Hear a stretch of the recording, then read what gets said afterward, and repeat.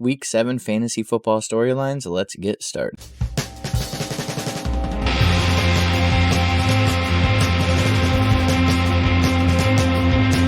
First, we have to start with pretty unfortunate news on Breece Hall and DK Metcalf. They both suffered what appears to be possible significant knee injuries. At the time of recording this video on Monday morning, it's hard for me to say, but it doesn't look good for either of them. And it really sucks, especially for Breece Hall being a rookie running back that was like right in the middle of an extremely huge breakout fantasy football performance this season. So unfortunate, but it is the changing of the guard of running back, and I think that's what I'm going to talk about next here, starting with Kenny Walker. Kenny Walker, 23 carries, 168 yards, and 2 touchdowns. A huge game against the Chargers.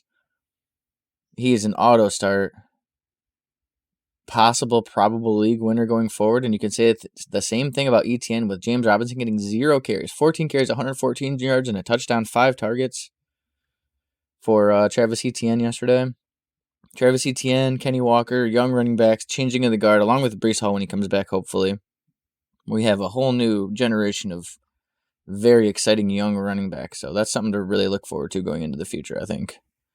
So yeah, Travis Etienne, the stonk is just going up and up and up and up. And then Gus Edwards. I want to talk about Gus Edwards because he came back. He might have played the Browns' atrocious defense, but 16 carries, 66 yards, 4 yards a carry, and 2 touchdowns for Gus. He's got a rough matchup against Tampa Bay, then New Orleans, the bye, but Carolina, Jacksonville.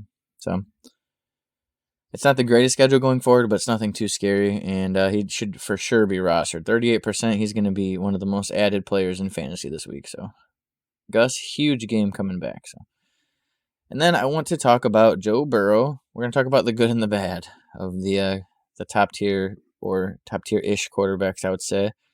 Joe Burrow, the last 2 weeks, has really put him and Jamar Chase both on the map as possible quarterback 1 and wide receiver 1 conversation this year. So it's huge to see them doing what they're doing.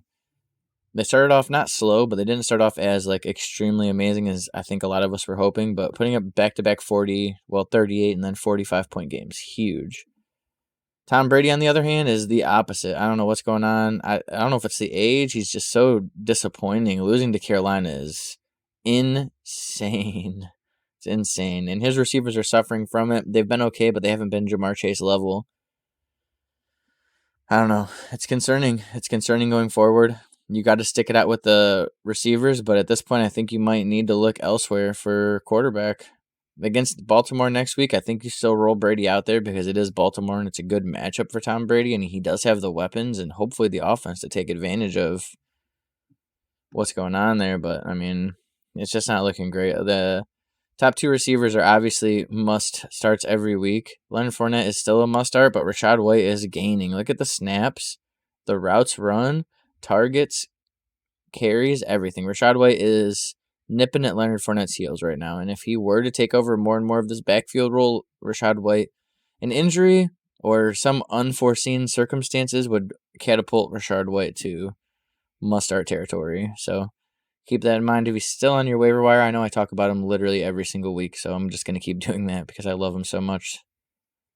Yep, young pass-catching running backs and Kenny Walker. All right, thanks guys for watching.